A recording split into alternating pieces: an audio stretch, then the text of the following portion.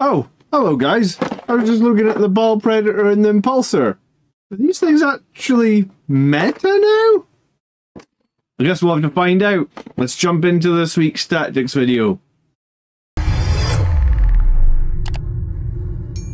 So welcome to the tactics video. Baal Predators and Impulsors are apparently getting lots of really high placing finishes. We're talking 2 Baal Predators, we're talking 2 Impulsors.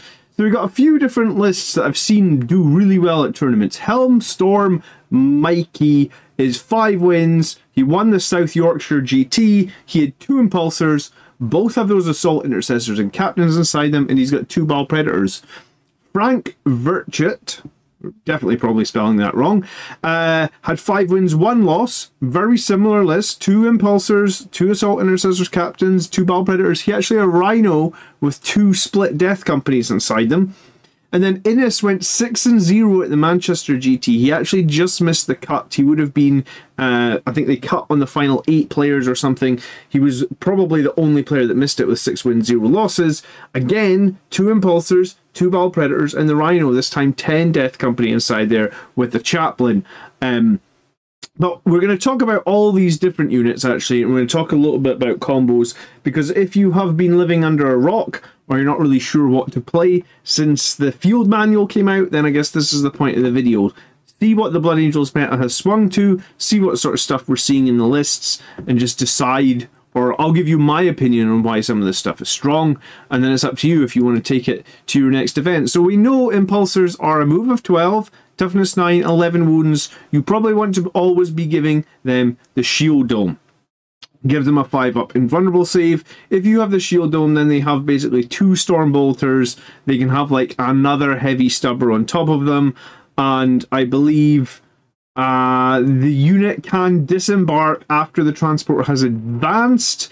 But you cannot declare a charge if you do that. I guess it does mean that your Impulsor could move 12, plus your advance, plus a disembark, meaning you can get troops out onto an objective probably like 16, 17 inches away, probably reasonably reliably, which is quite good. The problem with the Impulsor is it only carries 6. It does a firing deck of 6, but you're probably going to... Blood Angels are probably going to have Assault Intercessors with bolt pistols inside it, so the firing deck isn't that exciting.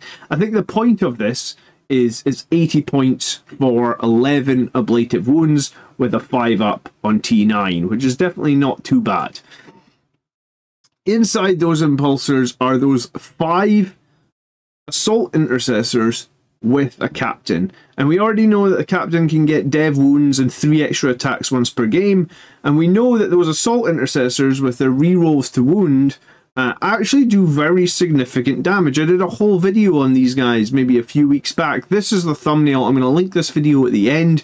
If you haven't started trying Assault Intercessors inside a transport, then maybe you should, because their damage output is not that far behind Death Company. They are a lot cheaper, and if they're attached to a Captain, you can get the free red rampage on them from that Captain. And then the Captain gets the benefit of the reroll wounds, and that could be very good when he has potential dev wounds, right? So there's a whole other video I did on this about a month old. You should check it out. I'll link it at the end. Let's move on to the Baal Predator. So every list that we talked about, all these finishing lists, top finishing lists, have 2 Baal Predators. So the strength of the Baal Predator really comes from its Flamestorm Cannon and its double heavy flamer. So the Flamestorm Cannon is kind of like 1/2 of a Redeemer's, a Land Raider Redeemer, right? Because the Land Raider Redeemer basically has 2 Flamestorm Cannons. The advantage of the Baal Predator is it is 18 inches on that Flamestorm Cannon. So D6 plus 3, so averaging about 6 shots, 6 or 7. Strength 6 minus 2, 2 damage, auto hitting, ignoring cover. You can reroll advance rolls made by this model. So you're moving 12 and you're advancing, rerolling. So probably you're going to get like at least a 3, I would guess. So 15 inches forward. Add on 18, so this thing's got like a 33-inch threat range, and if you advance until the end of the turn, ranged weapons equipped with this model have the assault ability, which means everything that could be shooting from this is now able to shoot after you've advanced. So you're going to advance, you're going to shoot your Flamestorm Cannon, you're hopefully going to be within 12 inches to shoot your double heavy flamer. You'd have a Hunter Killer Missile. My suggestion, if you've got the Hunter Killer Missile, is literally shoot it in the first turn, because You never want to hang on to it in case the thing dies and then you lost your hunter killer missile. So just shoot it turn 1 every game. And then you've got your storm bolter as well, which would get the assault keyword for whatever it's worth. You can smoke your Baal predators, which could help them survive. But I don't know if you need to be smoking them. I think these guys are supposed to be sort of like just a distraction. They are OC3, so you'll be able to get them on objectives. They do shut down infantry movement, and I do have... I mean, they shut it down in terms of when they overwatch, they kill a lot of infantry with the flamers. And I do have a slide later on in the video that's going to give you the damage output when you overwatch, so you can kind of determine when an opponent moves an infantry unit, if you want to be overwatching that infantry. My slide should help you decide that and know if it's worth spending the CP. Okay, Death Company Marines were in 2 of the lists, and they were inside the Rhinos. And these Death Company Marines in 5s or 10s are borderline broken because of their fight on death ability. So if they fight on death when the whole unit is killed by the enemy, then the whole unit fights with sustain 2. If you have these guys in squads of 5, and they all get killed and they charge in and they get killed, i.e. your opponent fights first. This literally happened to me last week, I think, when I charged into a unit of Plague Marines and they had the Foul Blight spawn, so the Plague Marines fight first. They killed all the Death Company and the Chaplain. Then the Death Company get to fight for 2 CP. You probably always want to be keeping CP around to do this with sustained hits 2. So 5 Death Company on the charge with sustained hits 2. Sorry, this would be 10 Death Company on the charge. With sustained hits 2, it's 52 hits that you'll get. And the reason it's 52 hits is because these guys normally get 40 attacks. You'll miss with 1s and 2s. You'll re-roll some of those 1s and 2s into 6s, and from your original 40 you'll get a bunch of 6s. Sustained 2 on a full re-roll unit like this basically means from 40 attacks you end up with 52. So you make more attacks because you guys are dead. So you actually want your opponent to kill your whole squad here. So I prefer the idea of taking those 10 Death Company that were inside the Rhino and splitting them into 2 5s, and then just charge them into enemies that will fight first. If the enemy doesn't have any fight first, then I guess you don't get the sustained hits too. But if you are going to be in a prolonged combat, this is insanely good. These guys are so powerful. So I guess if you split this in half, 5 Death Company, you would still get 26 hits. At AP2, 2 damage. That's 52 damage from 5 guys. That's potentially pretty deadly. And this is one of the best combos you can be using these Death Company Marines for.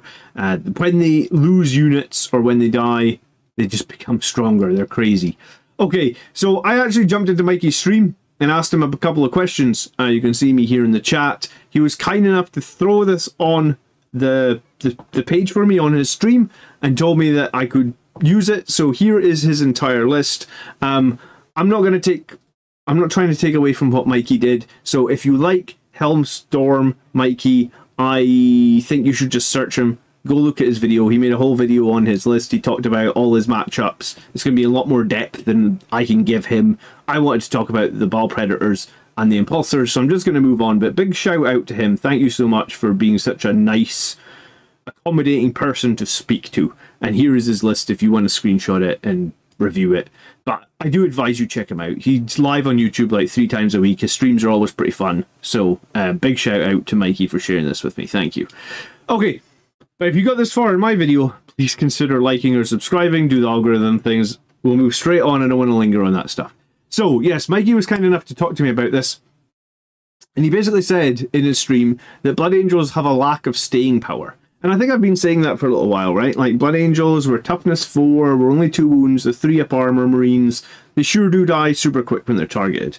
So, and it was possibly, for me, like, I've said that for a while, and I've been struggling a little bit with Sons of Sanguinius. You'll know if you've watched the stream, my win rate on Sons of Sanguinius has been poor, possibly since the nerf of the Death Company. Maybe like 50% win rate. It's not been good. I suppose it's not been too bad either, but it's not been great. Against some of the more difficult meta armies like Grey Knights or Eldar, I've definitely been having problems.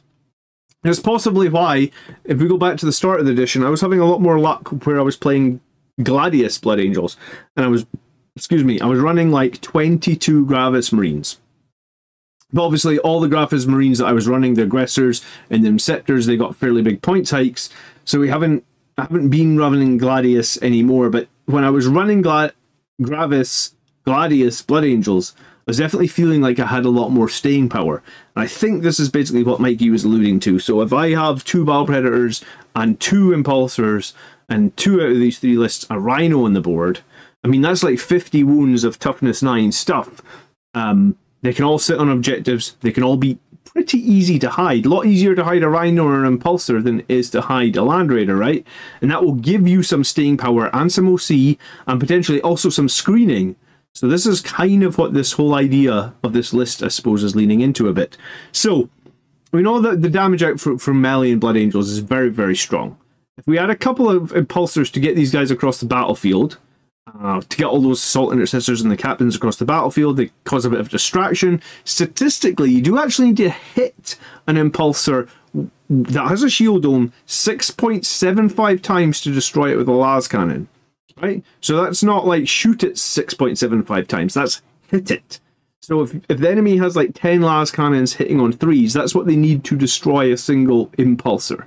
Do most enemies you come up against have 10 las cannons that can all target an Impulsor? Potentially, right? But like, I think if you've got 2 of them, then you can assume at least one of them is going to survive a few turns. And there's a couple of cool things you can do with an Impulsor. And I'm going to show you a couple of examples from games I played recently. So they can be hidden much greater than Land Raider. They also get like 14 Strength 4 shots. Both are equivalent, like a Strength 4, 0 AP type shots. They can screen the battlefield, they can hold objectives, they can even do some tank shocking. I actually had quite a bit of fun playing Eldar, where my Impulsor was just... It was actually killing quite a lot of Eldar every turn with its Strength 4, and then it's tank shocking, and then it's charging. So you can do some stuff with an Impulsor once it's there and it's on the table. So this was a game I played against Death Guard recently, and you can see here this Impulsor is on this side of the terrain, but it's holding this objective. Bear in mind the Sangre Guard are maybe holding this now, but they weren't maybe a turn before, for example. So the Impulsor is on this side of objective, so it's going to get cover against all the Plagueburst crawlers that are going to be shooting at it. It can only really be seen by this one Rhino and maybe, I think this was a bloat drone in the middle, so it's like flamers. So this Impulsor has moved up from my deployment zone. I think this was like corner deployments. So it's moved up along here and it's sat here and it's going to hold this objective. I don't need to leave any of my jump units on this objective. They can all move out. In fact, in this game, Dante and the Sangre Guard moved over here and killed this PBC. And I think they went this way and killed this Rhino that had Plaguecasters in it as well. So the Impulsor in this game was able to unload its troops here, which they set up for a very easy charge, and it was able to sit on the objective. In fact, I think at this turn it might have been over there, and it unloaded the troops and they moved and they're ready to charge. So my thought though in this game, before I planned to hide my Impulsor here, was I was actually thinking that I might actually take the Impulsor down the back here. Remember, it can move 12 and advance and charge and stuff. So I was actually thinking that I ended up, I think, moving from almost where this guy, I think he actually charged the Impulsor. I think this is like a foul blight spawn or something. So the Impulsor was probably in this position and it just moved here. But originally I was thinking I might just take it down 12 inches this way and try and charge into his Plagueburst crawler, right? Just to basically mean that his Plagueburst crawler has to fall back. If it falls back, it's not shooting its mortar at other things. And this was an interesting thing you could do with an Impulsor running down the side field after it has unloaded the troops. Secondly, something else you can do, and it is fairly well hidden, right? Like, that is fairly well hidden. He would only be able to ever get line of sight on that with one of his backfield tanks. In this game, again, the Impulsor is fully within this terrain. We play windows blocked on the ground floor, so this Impulsor is completely hidden. And in this game, I had Mephiston and Assault Intercessors in the Impulsor. So basically, we know he's going to be going after the middle. So Mephiston and the Assault Intercessors will disembark 3, probably just disembark on the other side of this terrain. They'll move forward 6 or 7. They'll make a super easy charge into the midfield. And again, if he'd had any indirect fire or anything like that, it's not going to bother the Impulsor whatsoever. In fact, I think in this game, the Impulsor actually came out and tried to make a charge onto the middle to do some tank shocking, and that's something you can do later. But yes, parking an Impulsor inside terrain, hard against the wall, so the guys can disembark 3, then move 7, then make a charge. I guess then move 6 normally. I guess if you've got Mephiston, you get an extra 7, an extra inch of movement. But basically, by parking the Impulsor right hard against the wall, then if you imagine if your infantry was normally parked against the wall, they would only get to move 6, but by being in this transport, they can disembark 3, then move 6. So basically gives them 3 inches of free movement, and it keeps them protected. And if you decide later on, you could do that anywhere, right? We could do that behind this piece of terrain, we could do it behind this piece of terrain. Anytime there's a piece of terrain, it's much easier to hide an Impulsor than it is to hide a Land Raider. Okay, so there's a couple of examples. Then I want to talk about the Predators. So, like, the Predators, again, they're going to provide some staying power, and they're going to try and be obnoxious and control infantry movement across the board. So, we know that what their firepower is. You know, it's the Flamestorm Cannon and the 2 heavy flamers. And if you shoot Aspect Warriors, you should statistically kill 9. Against Marines, you should statistically kill 5. Against, like, Toughness 5 and Toughness 6 Terminators, you should kill 2. And if you're against Gravis Marines, you should kill 3. Now, bear in mind, these things do the exact same damage in Overwatch because they're auto hits. So if the opponent tries to move 5 Marines onto an objective in front of the Baal Predator for 1 CP, you just delete all 5 of them. Great. I guess they could spend like Armor of Contempt or something like that, maybe keep some of them alive.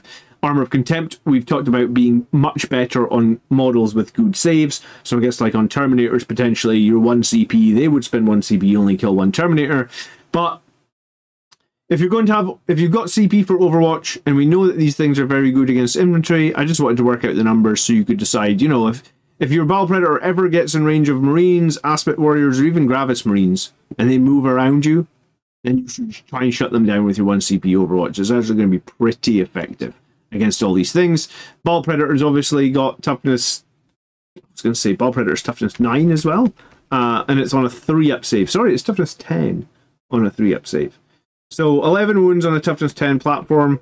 It would pretty much, it's going to take a bunch of las cannons to kill it as well. Maybe not quite as many as the Impulsor because it doesn't have the shield dome, but it's definitely going to take a handful. So probably like 5 las cannons to kill a Baal Predator. They are cheap as well, and you do get that one-shot hunter-killer missile. So, by putting 5 armor units on the board, you give yourself a bit of presence, you give yourself a bit of staying power, and you also give yourself a bit of control over enemy infantry movements. Right? They're not going to be wanting to move anyone within 12 inches of your Baal Predator unless they're confident they've... Unless they're feeling really confident, or they've got like high toughness infantry, I guess, right? Okay, so since the field manual came out, which did the points update and nerfed the Death Company and made the Sanguinary Guard, I was going to say a bit stronger, I guess, we've seen a big change from Blood Angels. So before it was like completely just spam, spam, spam, spam Death Company. They were our best unit, Death Company Marines with jump packs, Death Company Marines on foot, even Death Company Dreadnoughts were the best thing to be running. The Death Company are still present in all these lists. It's usually like 5 or 10 ground models, 10 jump pack with Lamartas, still super present. Calidus Assassin is still there, even with the points increase. The Sanguiner is still there to potentially do some fighting first or lone op stuff. We also still have scouts there for screening or scoring. And most of these lists also had multiple squads of jump intercessors. Jump intercessors came down in points. I think they're very competitive now at 80 points. I think 10-man units of them can be very good as well. But, so in some ways it's kind of nice to see a change to what we've seen for the last 9 months of Blood Angels, but we're not seeing anyone run Dante, Mephiston, or the Sanguinary Guard, really. It's kind of disappointing, to be honest. These guys definitely still need to get some love to make it into people's competitive lists. I'm running 10, but I'm kind of running 10 just because I've missed playing them. And I'm also going to run 10 of them because I was going to say I don't own 2 Impulsors, and I don't own any Death Company on foot. But if you do own Death Company on foot and Rhinos, and you do own multiple Impulsors, I don't know if many Blood Angels players up until now had multiple Impulsors. People actually kind of made fun of you for running Impulsors and Blood Angels, but it's a big shift. So this is what we're seeing now. This is what the competitive lists are.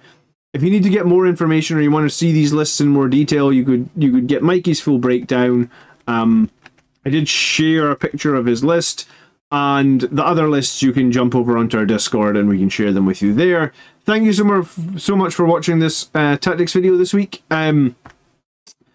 And down here is the concept for our first Blood Angels Commander t-shirt. I commissioned an artist a few weeks ago. He's working on this. There's a colour version coming for my approval very soon, but this is a prototype concept for the first BAC t-shirt. So hopefully in a few weeks I'll be able to wear it on one of these tactics videos, I guess, and you guys can see if you like it.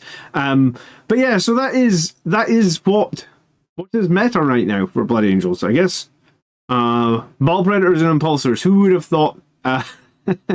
Who would have thought that would have ever come to pass? So if you've got to the end of the video and you haven't seen last week's one where I talked about how good assault intercessors are with a captain coming out Impulsors, you might want to check that out. And if not, please consider subscribing or supporting the channel over on Patreon. Like literally for less than the price of a cup of coffee, you can support the channel and everything that I do each month. I do really appreciate everyone who supports the channel. Thank you so much for watching. Thanks for watching to the end of the video. I'll see you sometime live this weekend. By the blood are we made, my brothers. Peace.